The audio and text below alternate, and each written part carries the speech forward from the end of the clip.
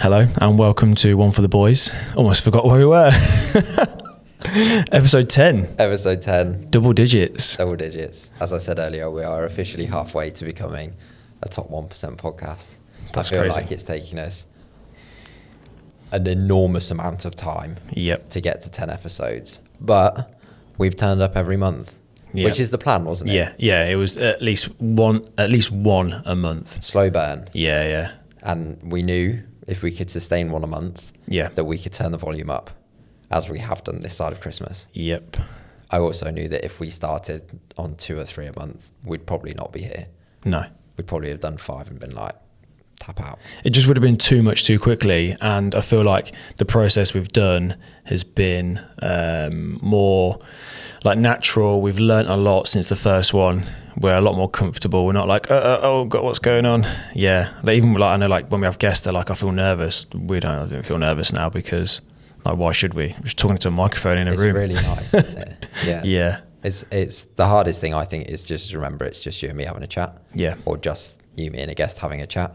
Yeah. Not oh my God, I'm recording a podcast. Yeah. Or, oh my God, someone's listening to this, and I'm having to talk to someone as if they're listening to this. Yep. I think I spoke about it before. Like, the idea is not that you try and present. We're not sitting here trying to present to people. The idea is that we're just sat having a chat, and that it's useful for someone else to listen to. Yeah, we're not presenting a TV show or anything, so it's great. Yeah, I'd be rubbish at live TV. Mate, so would I. Having to read off a script. Yeah, I can do that. Yeah, nope, not for me. The old teleprompter. Yeah, I saw someone that I follow on Instagram has got a teleprompter for his reels. Really? Yeah. That's crazy. Yeah. To be fair, that'll probably be a lot better for me because I record about 300 videos for about 10-second clip. I'm just being like, what the fuck am I saying? I've gone through like different, some reels are scripted like down to a T, and I'll do like a line and then get that line in my head, then do the next line and then edit it so that it's like, it all looks like it flows together. Yeah. But then some of them I'll just have a topic and I'll be like, just talk about that topic. And they're the ones that take me like 10 minutes. And it's like most of it gets edited out. I find those really difficult because I get stuck in my own head about who's watching, what people will think of what I'm saying, which doesn't matter because I could just never do anything with it, delete the video, put it back in my pocket. Do you know what I mean? It's weird, isn't it? It's all just a big psychology thing. Yeah, that is mad. That could be another episode of like how people feel comfortable in like that social media presence. I think that'd be good for a guest. So we can talk about that with some guests, I think, because that'll be interesting how they've had to build up brands. Maybe one of the next guests, I think that'd be quite good. I agree. Yeah, that'd be really interesting. Coming soon. So yeah, episode 10. And when we're talking about what to talk about on this episode, I shared a story on my personal Instagram, which was from just loads of rugby clips, and it was saying about like a moment it takes to do a penalty kick or a drop goal or a jump in a line out. It was like that 40 seconds is the same time. So someone dies by suicide every 40 seconds. So it was kind of like, was it male suicide? Yeah, male suicide. All of those like actions, effectively the same time frame as when somebody. I thought it was really weird that you were sharing a rugby clip, a rugby reel. I was like, this is interesting. I didn't know Matt was that into rugby, and then I was like, this is not about rugby. Putting the two together, yeah. But it was interesting that it was, and it was Michael Parker who shared that first. So I saw it. Yeah. Shout out Parker. Yeah, because he's like into the mental health side as well as obviously the rugby side. So so we thought, right, topic for this week would be male suicide. It's something that I do a lot of research in anyway. Obviously for Collaction, when I donate the 10% to Movember, that's helping towards their suicide prevention projects that they have. So I thought it was a really good topic. So when I was like, I've got some stats, don't have to worry about that, I've got it already. Do you know what they actively do to help prevent male suicide? Yeah, so recently actually I reached out to them about a course they do. So they do hold courses similar to the Andy's Man Club, where people can meet up and they talk about how to identify like suicide traits within friends. They're like classes of around 20 plus, I think it has to be. So they have like a volunteer, I think, that works for them, they're paid or volunteer, that they run the class and they kind of go through everything like that. So it's more like the, pardon me, the resources side. We should definitely get some information on that. Yeah. I'm already interested. Yeah. Because I've never really thought about what they actually do. Yeah. It's a charity that helps like men's mental health and also like just generally it's a like helping men just generally, but I never thought about how they're actually doing it. They obviously through the brand raise a massive amount of awareness, but other than awareness I didn't know sort of like what were the feet on the ground actions, so to speak. So there's that side, but they do rely heavily on people that do generate funds for them, like raise money. So they're almost like the ambassadors. So anyone that wants to take part in Movember is almost like an ambassador for Movember. But yeah, they have that side. So we'll look into that and see if there's anything we could do. That would be cool. Like around here, because the Andy's Man Club, I don't know if anyone's seen that. It's like a mental health club. They've like just absolutely flown over the last like 6 months, but there's nowhere around here.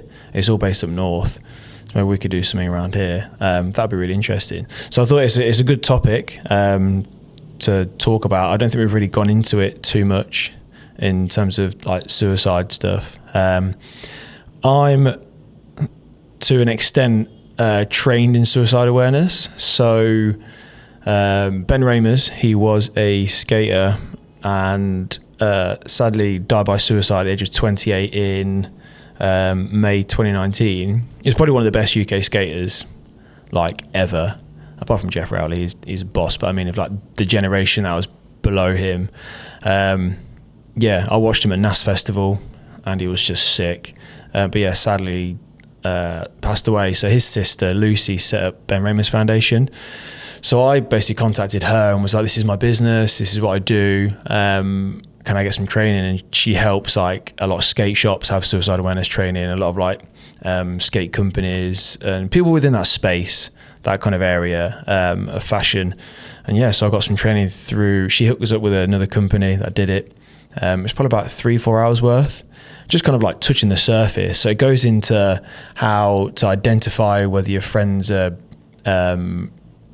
like certain traits that like might, like how are they on messages, how are they socially, do you not hear from them? So like little kind of like interactions with them will then add up and be like, okay, maybe they are starting to think about that type of thing.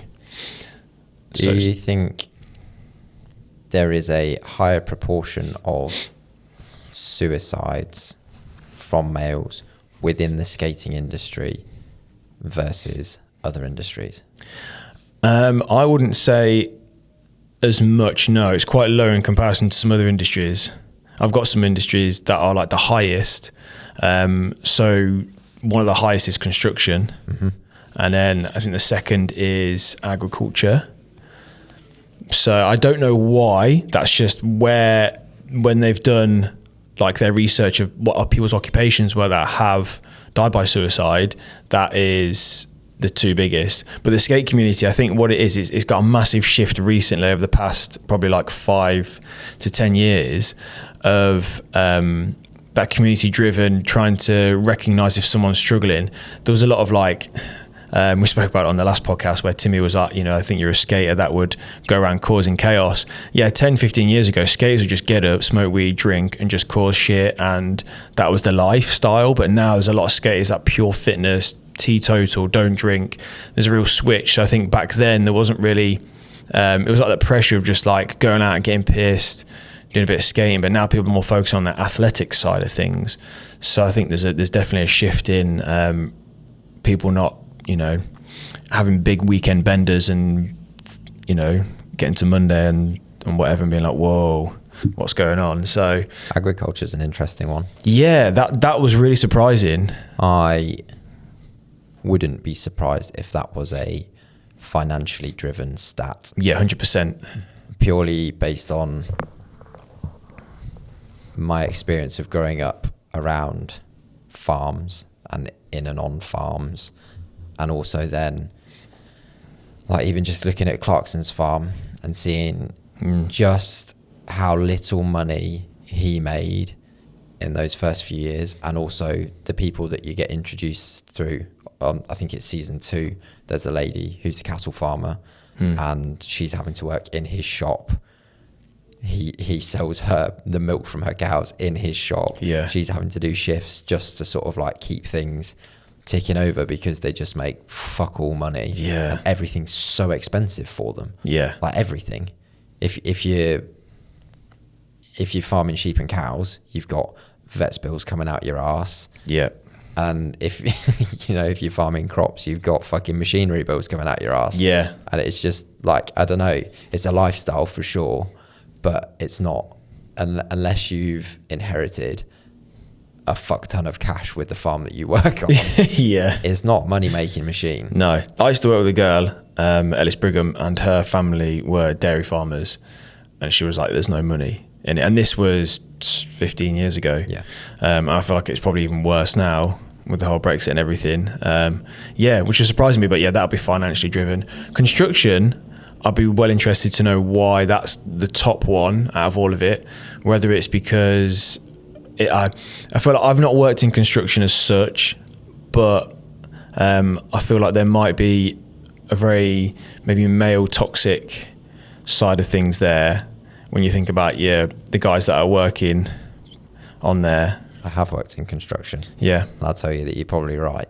Yeah. There's a lot of, well, it's the old, more of that old hat mentality. That's what I'm thinking. Yeah. Make sure you give the apprentice loads of shit. Like, it's all banter. It's all, like, it's all fun and games until someone decides they don't want to be around anymore. Like, it's bravado. It's take everything on the chin. It's don't talk about how you feel. Construction, in my mind, like, epitomizes that. Yeah.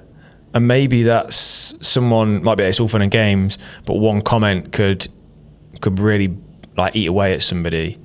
And I was listening to something the other day, a podcast, and the guy on it says that the mindset of males has changed a lot over the years. So like back in the day when they used to go hunting with like bow and arrow, is if your friend caught something and you didn't, like a wild boar, there was that like he was better than me at shooting because he caught something. But then they had time to go back, and without even knowing it, they were processing it, and then they were enjoying the feast or whatever, and it was all good. Now, if you go out and maybe even play a round of golf and your mate beats you, you're like, oh, I'm not as good as him, and that eats away. And you attach that to your self-worth. Yeah, and I think that's definitely what's happening more. So maybe that's the type of thing in construction where there's all this banter from that kind of older generation of like, we're manly men, and then these younger lads are suffering potentially. But yeah, it was a really interesting one. But yeah, in the skate scene, it's definitely changing. I feel like it's if anyone, there was like a big community back when I started skating, when I was like 12 or so, and it was intimidating when you go to a skate park because someone was better than you. You're like, oh my God, like, I don't want to skate, or like, I'll get out of the way, like, you're not as good. Now, there's a mentality of like, if you're not very good, doesn't matter, whatever skill level you are, people will get involved, they'll try and teach you stuff, or like, they'll just like welcome you. And especially like female skaters now, they're more welcomed in the community, and I feel like they weren't, which is really odd. Or they felt intimidated about like going to a skate park, and now there's a huge like girl skate scene, which is sick. But yeah, I think that maybe that community aspect is a lot better than what it was. So I feel like if your friends maybe just going a bit too crazy, you'd be like, "Are you okay, mate? What's going on?" So it's more recognisable. But yeah, like I was saying, Lucy from Ben Raymer's Foundation, she hooked us up with a suicide awareness. So I can't remember the company that actually did it. I'm on a certificate, and it was just really interesting. I wanted to learn a little bit more about it, about recognising traits. And Movember also have ALEC, which is a program on their website. If you go on like conversations.movember.com, you basically can trial talking to somebody like your friend. So they set up like a text chat, so you could be like, hey, you okay, what you up to, do you want to go to the pub? And that person might be like, I'm not feeling it, and then it will come up with like 4 or 5 answer suggestions of what you should answer with. And that's fucking smart. It's so clever. So there might be like a standard question like, "Are you okay, mate? Tell me about how you're feeling," like straight away. And then if you pick that one, it'd be like, "Oh no, don't go with that." Maybe be like, "Oh, okay, like, do you want to just meet up and we can talk about it?" So it's more of a not direct question. It's like an indirect question, because that person might be like so uptight about it, or be like, "Oh shit, I don't want to." Not uptight is the word. It's like defensive. Defensive. Be like, "Oh, I don't want to talk about it." But if you're asking a certain way, it's super clever, because it tells you how to like navigate through a conversation. And that's what I did on my suicide awareness training, but in a lot more detail. So yeah, that was really interesting. And I feel like the one thing that I've put on here is what I learned was the phrase committed suicide versus died by suicide, which you might have heard me say. Yeah, I did actually catch that. I thought it was interesting. Yeah. So committed suicide is quite frowned upon in that kind of like suicide awareness, mental health space now, because it makes out that person committed a crime, because I don't know whether it was illegal at one point, but yeah, they feel like they committed something, they did something bad. Yeah. So it's actually now referred to as died or death by suicide, and which I thought was really interesting, because I was always like, oh, they committed suicide, whatever, but it's not committed. So a bit of a backstory around that. So my friend Bob, who me and everyone went uni with, and school, Robert Smythe, and kind of grew up around Harborough. Whilst we were at uni, so 2010, he died by suicide. And like at the time, obviously I wasn't suicide awareness trained. I couldn't recognize any traits. I thought everything was okay. The guys he were living with were our old school friends, Loz and Ollie Smith and some other guys. They'd all stopped doing drugs, stopped drinking, all moved back home. It was over the summertime. Bob had just gone teetotal. He just put a deposit down on his flat in a different uni. He was moving, and unfortunately Loz then found him at the house in Arbor Road, and he'd hung himself, and it was a bit like no one knew anything was like eating away at him, because everyone thought, you know, on face value, everything's great for him. He's, you know, he's going places, stopped doing all the stuff, and then yeah, that then happened. So I thought it was quite a nice thing to be like the death by suicide and not the. So it'd be quite cool to, yeah. I guess we should say he could be the, what's the word? Not donate. Like, this episode could be in memory of him. That's the one. I'm fucking trying to think about it. What is the word? I don't know. Commemorate, yeah. Something like that. Yeah. It's for you, Bob. Yeah. So it was just that was just really interesting. And I remember that when we found out, it was the day before my birthday. It was August 12th. Or a couple of days before my birthday. But we found out on my birthday, when we were out in Leicester, one of us got a phone call, and we were like, nah, it can't be real. Someone's just made it up. And then we kind of almost forgot about it. We're like, oh, it's just someone's made up a silly room, whatever. And then obviously by a few days later, we're like, oh, actually, it is. It's so weird because, like you said, it's just you just took the face value for the face value, because everything seems so normal. Yeah. Like you said, sobering up, putting a deposit down on a house. Like, they're big things in someone's life. Yeah. Big positive change. In my view is like they're big positive changes. And so to be doing that, to be making arguably more progression in a short amount of time than potentially the 3-4 years that he'd been at uni, for then that to be the time that everything stopped, that to be the time that he decided he didn't want it anymore. That's really interesting, isn't it? Yeah. Just to be like, well, everything's fine, so he must be fine. But no one asked him the question.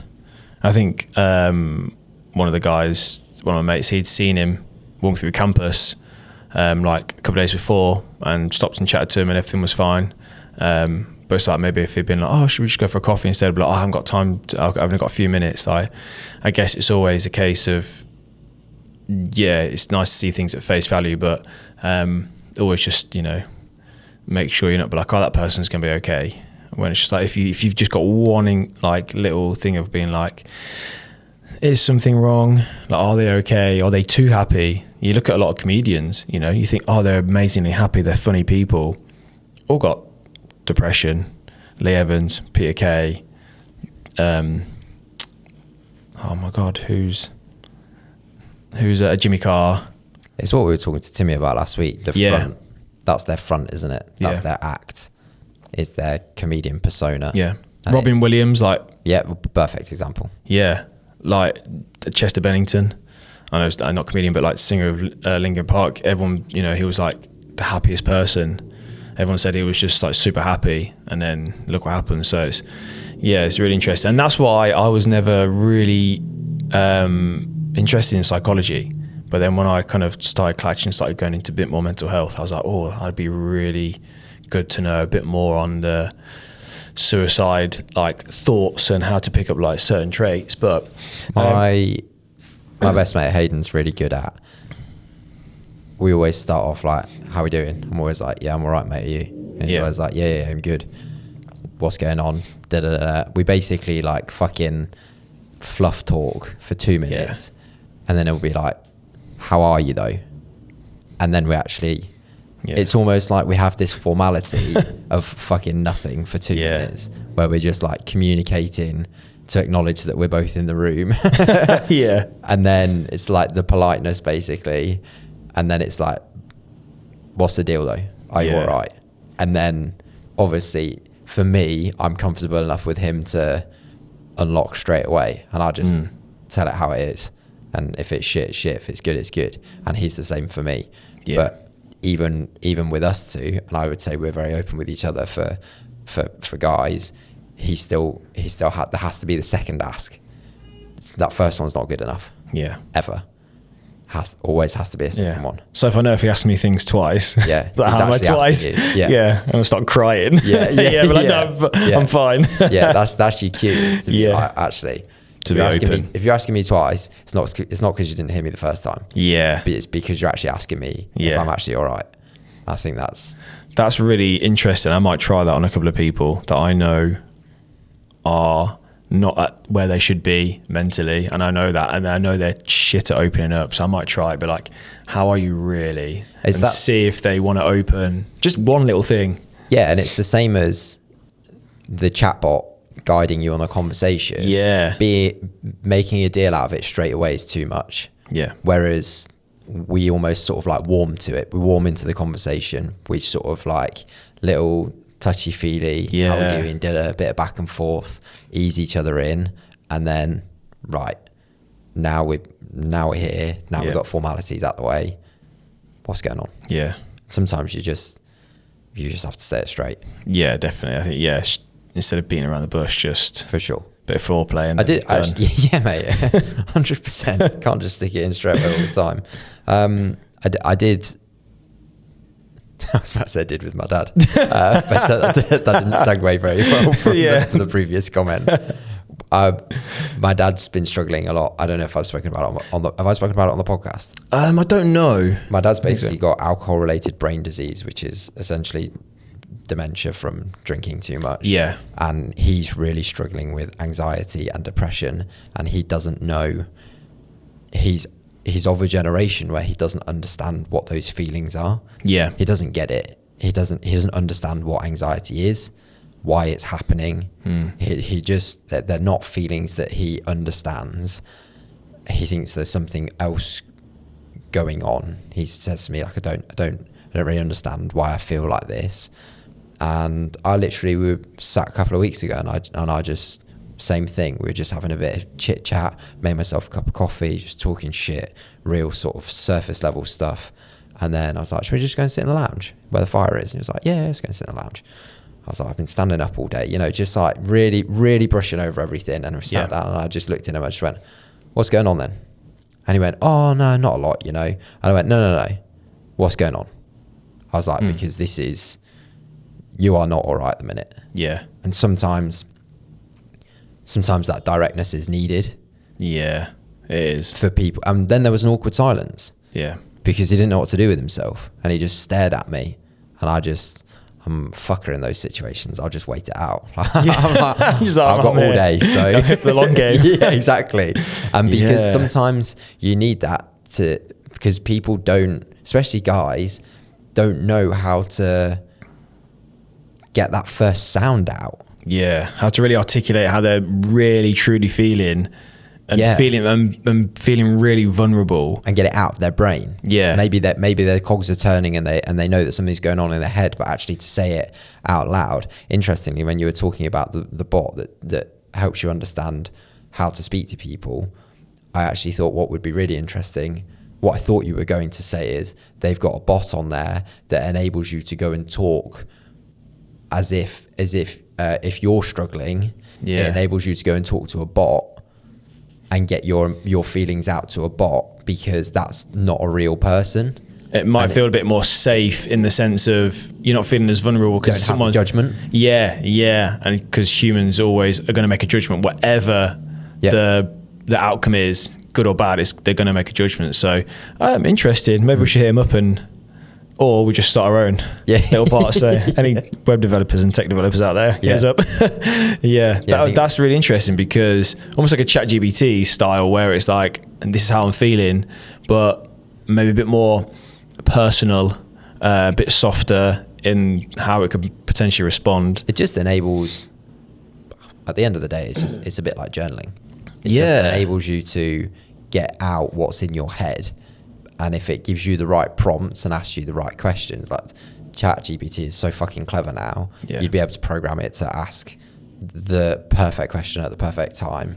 And it just guides you in. And even that process of like how journaling on its own without prompts helps millions of people. So if there was a platform where it actually enabled people to do it for the purpose of getting it out because they don't feel like they can speak to an actual person about it. I don't know, I feel like there's probably something in that. Well, on that, like I was saying outside, like this week's just been, like, just felt really shit. So I got from the Philippines a couple of weeks ago, was in bed for 3 days, just couldn't talk, like really ill, and it threw me off completely. And then this week, mentally, headspace just been awful. And so reading that book I've been going through, one of the stages was write yourself a letter dated a year's time. So whatever day it was, I think it was like Tuesday, wrote myself a letter dated for next year, and I don't open it until then. And it's basically all my thoughts for the day, how I was feeling, and then at the end it was kind of like what would you have achieved over the next year, kind of big yourself up on like being like, you've achieved this, you've achieved that. And I feel like it was a massive weight kind of lifted off. And it wasn't talking to anybody, it was just writing it down and just putting it somewhere that wasn't in my own head. I think, so I've done something similar previously. It's almost like, I think everyone will be able to relate to this, as in male and female, but I think particularly guys will be able to relate to this. It's almost like you have a stress in your brain that is a ball, but you don't know what that ball comprises of. You just know that it's that stress and that it's weighing on you, and all of a sudden, by putting pen to paper, that ball starts to unravel. You didn't even know what was in that ball, but by starting to get words down on paper or out loud, the ball starts to unravel. And then it's not like if it's a string ball, like the ball still stays in your head, but you now you've unraveled it and you understand what the words are now. And so you're still having to carry it. It's still there for you, but it's almost lighter because you understand the content of it. You can process it and not all the thoughts ping around in your head. You can understand how you're feeling. I felt like a lot less stressed afterwards. I felt like I was almost in control in a way. And I was like, I know my thoughts are okay in that sense. But beforehand, I was like, fucking shitting myself, being like, what's going on? Don't know what I'm doing in my life, etc. But then afterwards, I was like, everything's fine. Like, you're fine. I think it'd be good to go over some stats, actually. I've got some here. So for the UK in 2020, death by suicide was 4,600 people, 72% male. 2023 was, this is like there's still, this could be higher because they're still kind of collating. It always takes like 6 months for stats, but 2023 was 7,000 and 75% male. What was the percentage on the first one? 73. But yeah, you've got like a 2,400 extra. That's a big jump. Males, a huge jump. Obviously with like COVID, everything.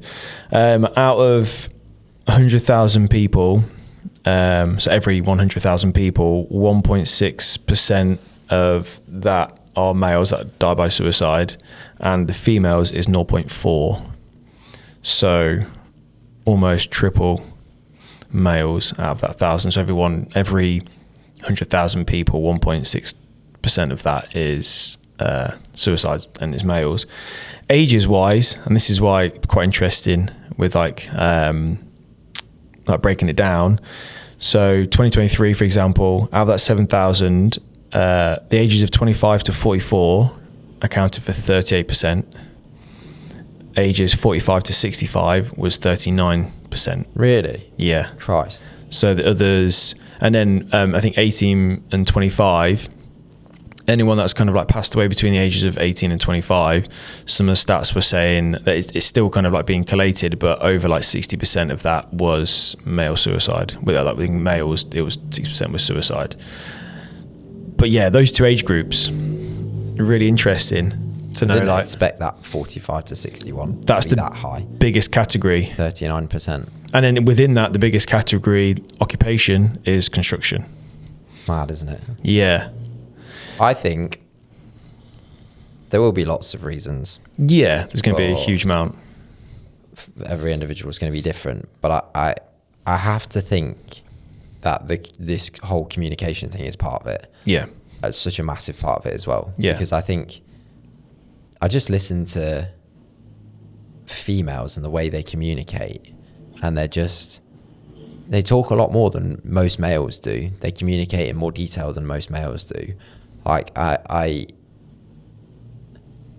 they're always unraveling the ball that's in the brain. Yeah. Whereas we fucking add to it every week. Well, I know I do. Yeah. Because I just like to keep everything inside. Just add to the ball. No one needs to hear my problems. Yeah. I'll deal with them. I'll take it on the chin. It's fine. Just crack on and it'll get a bit the okay. ball gets bigger, and the ball gets bigger, and the ball gets bigger. And then at some point it gets too much.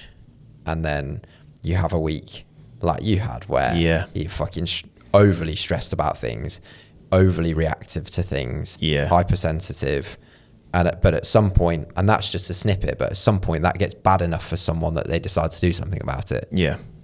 And I just think the ability, having the opportunity to communicate it is probably where we're going wrong the most, because I think most guys feel like they don't have the opportunity to communicate it, because down the pub, banter with your mates isn't the place to communicate it. I feel like I've got the right people to communicate it to, but I don't always take them up on that opportunity.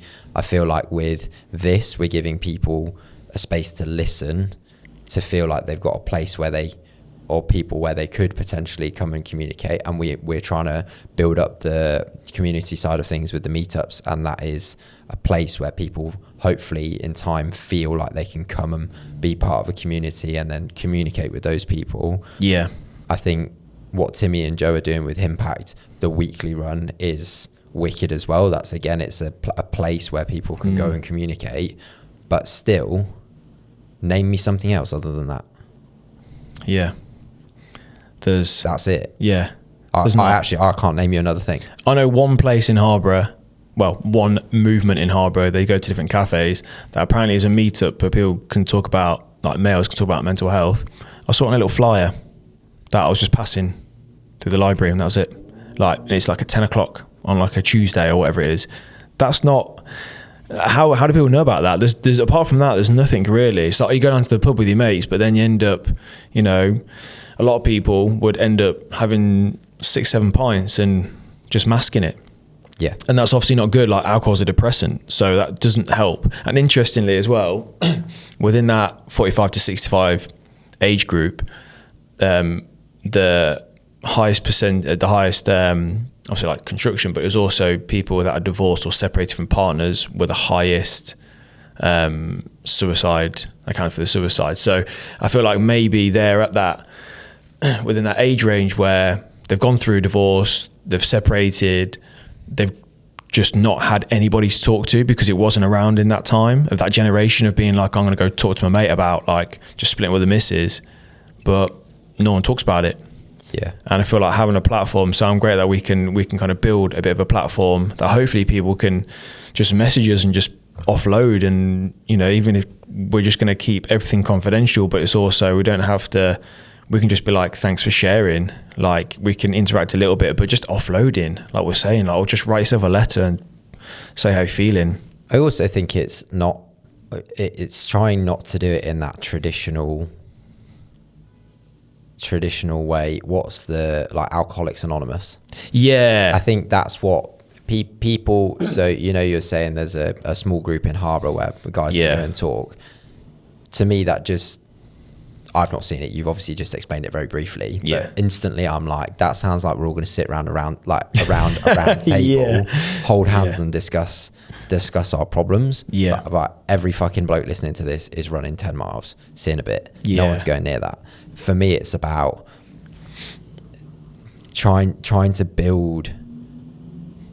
I feel like I'm going to murder the word community within the next 6 months, but trying to build a group of like-minded individuals that like doing similar things. And by meeting as a group, you feel like you have a bit of purpose about you. And, we're all guys that are 20 to fucking 50 that can meet on a weekly or monthly basis and shoot the shit a little bit, but also start to build a bit of a bond. And then through that, then you're in a position where you can start having deeper conversations with people. You start making more meaningful relationships with the people that are there. Yeah. And then through that, you start to communicate more effectively and you have more of a sense of purpose. Yeah. And I feel like maybe people might be more open to talking to somebody that they have only met a couple of times and met in an environment where they've got like-minded individuals, because it can be difficult talking to friends because either your friends are going to be like, oh, shut the fuck up, mate, like, what are you talking about, like, everyone's happy or whatever, or they're open to it, but you almost don't want to feel vulnerable to your friends, maybe. Weird, isn't it? Yeah. I know exactly what you mean. Yeah, which is really odd, like, because I know people that are, like, in a very, like, close-knit group of mates, and they're not open, yet would be the most understanding of if they did want to open up, but I think they just feel too vulnerable to do it and let their ego feel like it's being kicked down. I think that's a big thing as well, like ego-wise. It's just really interesting. I think some of it is fear of rejection. Yes. So, you know how you were saying about, like, if we went out hunting and you killed the sheep, you're the boy. Like you're, like, you know what I mean? You're the man, and like I'm not alpha. You're the alpha. I feel bad. What if the tribe now rejects me? Yeah, I'm going to be on my own. Then I will certainly die. I know that a lot of our psychology is around being part of a group, belonging to a tribe, essentially.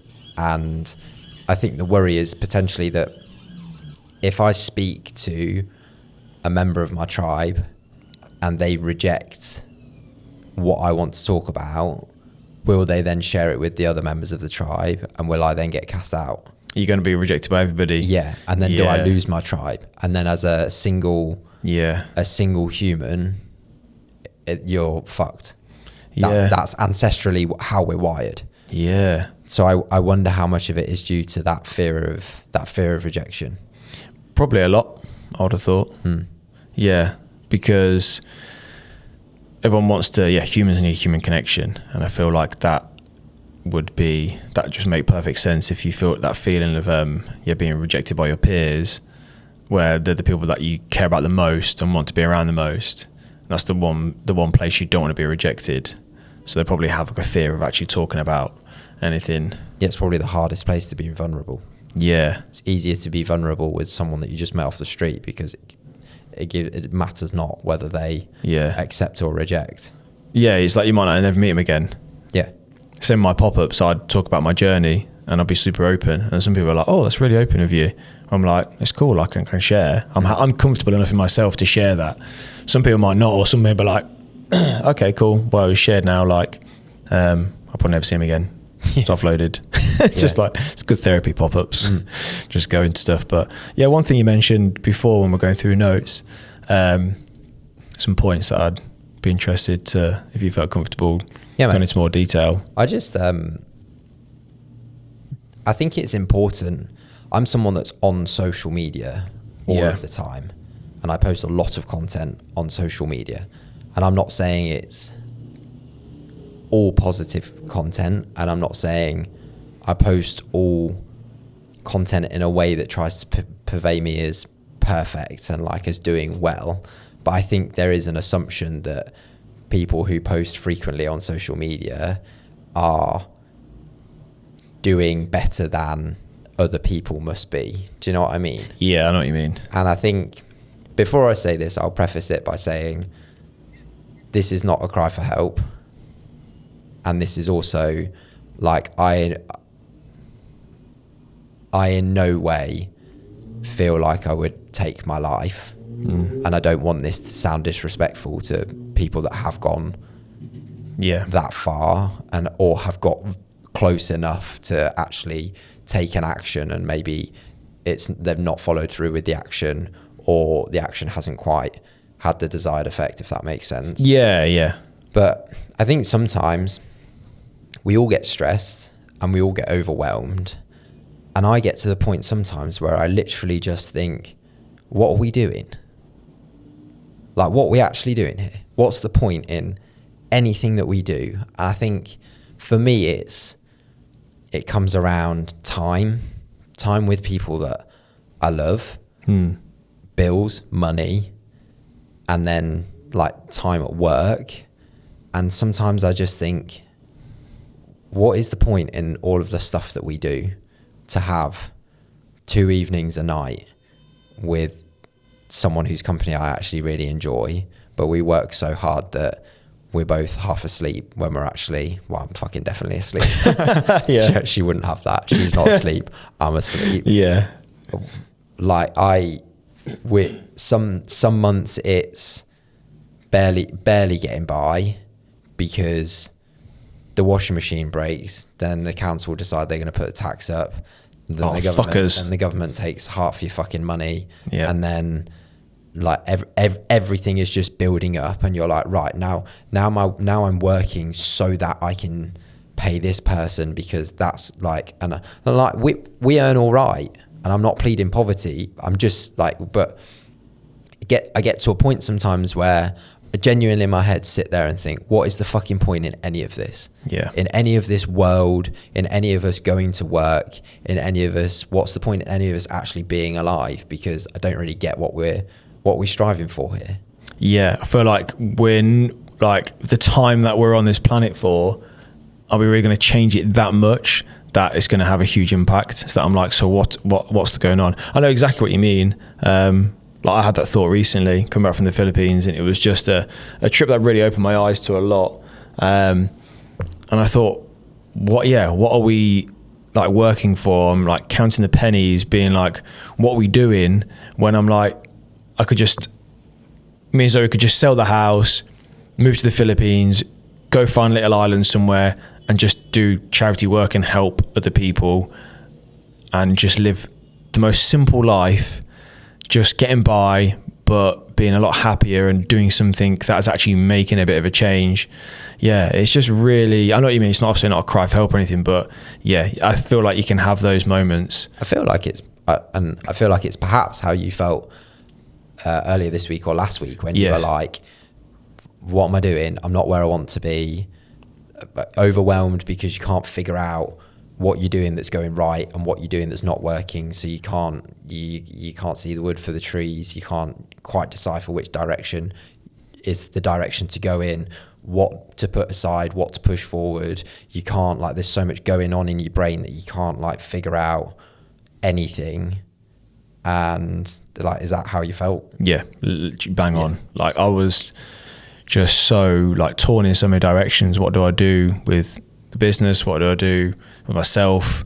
like what's happening in my life, like where do I want to be, like great, got a mortgage for 30 odd years, so we're going to chill here then, and that's my life. And me and Zoe have spoken recently about whether the move to the Philippines would be an option, and being like, what are we doing in life? Were we destined to just sit down and have a nice little home and that's it for 30 odd years or more and whatever? Like, we're probably going, well, retirement age, I'm self-employed, but you know, it's increasing a lot. So great, working and we won't get any state pension until we're 85, 90. Like, it's just all these little questions are like, whoa, what are we doing? Like, what's the... So yeah, that's how I was just feeling so like lost in a way. And writing stuff down definitely helped. Instead of actually talking to somebody about it, I spoke to Zoe a little bit, but she's away, but just writing it down really helped. So for like anyone that is feeling like that, feeling lost, feeling like you've got so many thoughts in your head, just write it down in a journal. Feelings are temporary. Yeah. And I always try and remember that.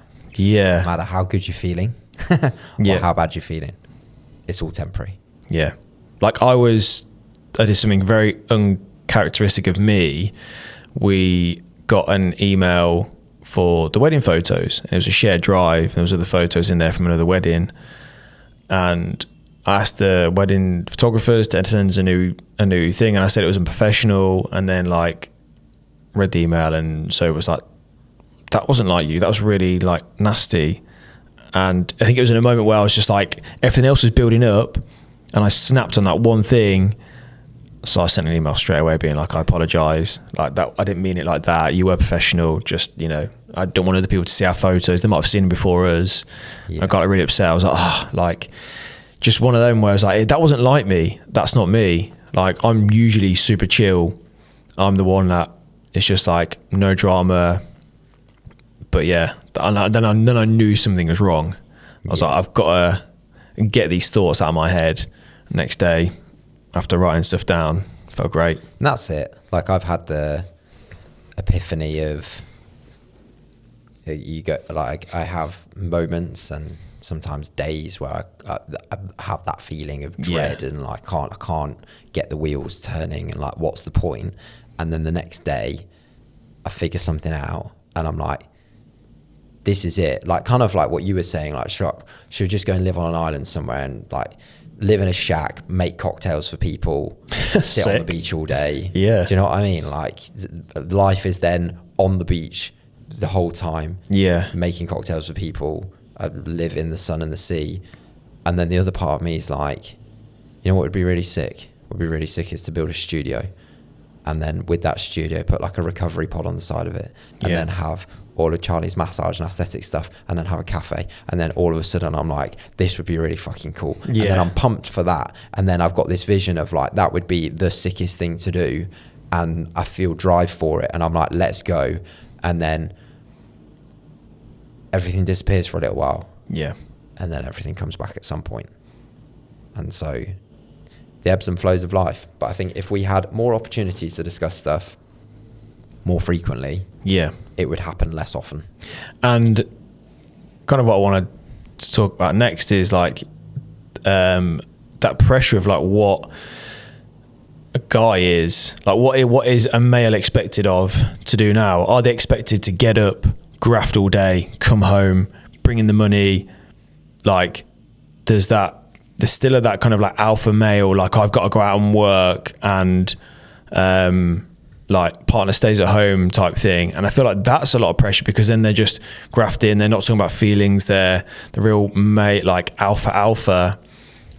Or I feel like that's very much a society of being like that, like get up at 5:30, ballers style, grind it out, 12, 16-hour days, 18-hour days, which is obviously not great, doing 18-hour days and stuff. Or there's like a flip side of like the bit of a mix where you're actually spending time with people that you love. Like, I try and spend at least, like, I work on a Saturday morning, but at least Saturday evening and Sunday, just me and Zoe time. Try and allow that time. In the week I'll work till late and stuff, because I know we've got that time. Obviously I'd love to spend every day with her, sitting on a beach making cocktails for people, but we're not at that point just yet. But yeah, what do you think a guy is expected of now? Be really interesting to know your thoughts. I don't know. Yeah. I know that we need to be way more emotionally available than we ever have been. And I think that will deliver better relationships, period. Like, full stop, the end. Yeah, like, I agree. Because I don't think I could say what I think a male is expected of now, apart from just being more emotional. I feel like that alpha that's what socially a lot of people feel pressured to do, is be that guy, but realistically it is being a bit more emotional available, because emotional available for friends, for family, for partners. I think we, though, are potentially not stuck, we're just at a moment in the cycle where if you start doing self-development, personal development for the first time, you all of a sudden become hyper aware of everything that you do. Yeah.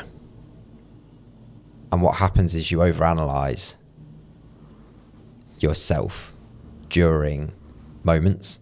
For example, I've tried so fucking hard on this podcast not to say and like. So I've analysed it. Yeah. Last week, I overanalyzed it so much, I actually didn't talk a lot. Really? So I got stuck. And I think, and so that happens whenever you realize, oh fuck, that's something I do, I need to not do that. Quite often we draw our attention to it so hard, we actually paralyze ourselves from being able to do anything useful. We actually go back, we regress. It gets worse a little bit before we figure out that we need to stop paying so much attention to the little tiny detail, and then eventually we get through it. Yeah. I think what's potentially happening is men have become aware over the last, dare I say, 15, 20 years. I don't know that it's much further on than that. They've become aware that they have to become more emotionally available. But then also, because we become aware that we need to become more emotionally available, we then potentially have stopped becoming as masculine as we are meant to be. Yeah. And I say meant to be because men are predominantly masculine, if we're talking about masculine and feminine energy. Yeah. There are males with more feminine energy, males with more masculine energy, same for females. But that masculine energy, because we're trying to make ourselves emotionally available, the masculine energy has taken a setback.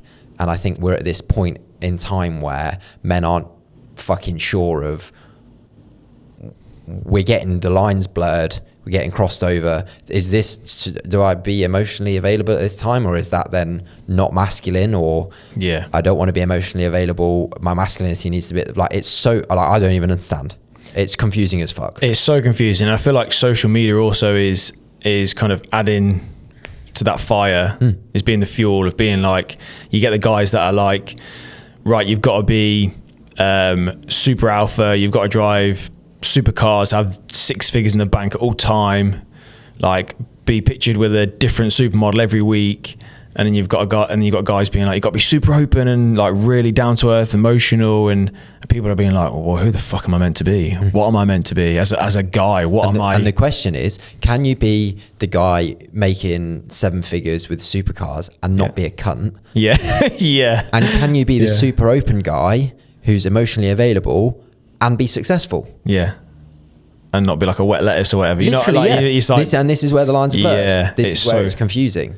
Yeah, super confusing. And I think what I know is not okay is my own situation recently, which is I have always cooked and cleaned. The kitchen is my domain in our relationship. Yeah. Like, Charlie has cooked me less than 15 meals in our 9-year relationship. Really? Yeah, mate. I feel like Zoe's cooked more than that, and Zoe's go-to is like beans on toast. Yeah, so the kitchen is my domain, and I chose that. Yeah. I cooked before I was with Charlie, and I like the kitchen to be clean, so it's always been my domain. But the thing is, recently I've been doing extra work. So I've had a second job. So I've been getting up at 5:30 to do an hour's work on my own business, to go and work for someone else, move in tons of timber for 9 to 10 hours a day, to then come home and do another 2 hours on my own business, to then make dinner for Charlie and I, to then sit in front of the fucking telly like a mong for an hour before going to bed. Yeah. I know there is some outdated view that that's what men are meant to do, potentially minus the cooking part. But go and be on the grind all day. But I know that that is completely unsustainable, and that I have been not even remotely emotionally available enough as a partner with that, I was going to say imbalance, basically. Yeah, that's it. Is like, how can you be like that and then be home and expected, and then you're like, not expected, but you want to be there emotionally for somebody, and you can't. It's not that I'm expected to be there. I should be there. I should be. If I'm with a person, if I'm with another person, I should be emotionally available. Yeah. At least the majority of the time. Yeah. Because it's not going to happen always. No. And I know exactly that point is obviously like both self-employed running businesses, and I'll work, but it doesn't mean when I close my laptop at like 7 or 7:30 that I'm done. Yeah. Brain's just going, and I could be watching something being like, great, watching Rubbish Bake Off, and someone's wearing something. I'm like, well, that's quite a cool colour. Maybe I could think about that. And I'm like, fucking, it just goes, just fucking mind just disappears. Yeah. And so we'll say something, I'll be like, what? And it's just like not being emotionally available. Yeah. I feel like that's the really tricky part, is guys feel lost, but I really hope we can like build that community up and people can feel comfortable, at least like letting down a couple of walls with us, meeting us for a run for the boys, and or whether one of the, just whenever they want to meet up and just chat and do whatever. We should relax some egos now and say, run for the boys is slow, so you don't need to be fast. Yep. And you don't have to have a coffee after. You can drink tea. You won't be judged for running slowly and drinking tea. No, it's fine. Not at all. And that's another thing. There's a lot of, when I explain to people, they're like, 5K is quite a lot. Like, I feel like quite pressure. No, it's just chill. It's just super chill pace. And that's another thing. When people post on social, they're like, you guys are running, it's great, but I wish I could join. I'm not comfortable doing something. So just come along. It doesn't matter. Like, we're not gonna. I spoke to someone was in my DMs the other day, and they were like, not very good at stuff like that. As in, like, I think meeting new groups. Yeah. And I just I put back a laughing face, and I was like, that's literally the point. Yeah. The point, and that maybe wasn't the most useful thing for them to receive back, but I think I did say to them, like, just mate, in your own time, when you feel like it, you're welcome. But the point of it is because you feel like that. And that's why I want you to come down and just run with us. Yeah. Because we're trying to create that community of like-minded people. Yeah, that's it. It's just getting out of that comfort zone. And I think something that really helps is cold showers for me, because it's doing something uncomfortable in the morning that you don't like. Yeah. I don't think they're ever going to get better. I love doing them. Sorry, I just in a weird way. Make sure that we're not having a baby. So on the podcast, like, shit, I need to go. She literally texted me saying false alarm. So that's good. It's that thing of like doing that one thing uncomfortable, and you feel so much better afterwards. Just come down to one run for the boys, or go for another meetup, wherever you are listening. Just go and do something uncomfortable and meet a couple of people, because you'll realize how open people are going to be, because they're all going to be in the same situation. They're all going to be uncomfortable, and they might be doing it for the first time, just like you. It would be, go on. Like I say, it would be great to have somewhere where it isn't, as well as the physical, but have something that isn't so physical. So people that don't feel comfortable doing that, we're not singling out those. Yeah.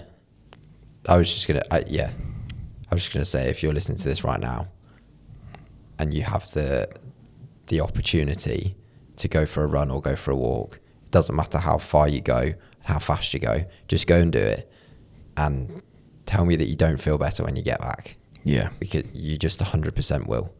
And for sure. That will start your cycle. Do it again tomorrow. And if you're got certain thoughts in your head that keep pinging around, just write them down, even if it's 2 or 3 thoughts. And then you can either burn the paper afterwards, put it in the bin, but you've written it down. It's out of your head, something you can be at peace with. So yeah, I hope that was kind of a bit more insightful. I've really enjoyed that. Yeah, it's really good. Like male suicide's some people don't like talking about it, especially people that are maybe thinking those thoughts. So if we can just create a space where people can be comfortable, or just people recognize it, and just awareness for it, really. That was my aim for this episode. It's just awareness of how much it showed by the figures, like how much it does impact guys. It's the biggest killer under the age of 65. Wild, isn't it? Which is crazy. So if we just talk more, that was the reason why we wanted to start a podcast, just to kind of get people to talk more, because we're shit at talking. So yeah, I think that we can wrap up and we can make sure that you're not having a kid. Cheers, boys. Give us a like, subscribe, 5 stars on Spotify, and yeah, catch you all soon. Oh, and fuck Apple Music. Yeah, sorry, Apple, Amazon, tough shit.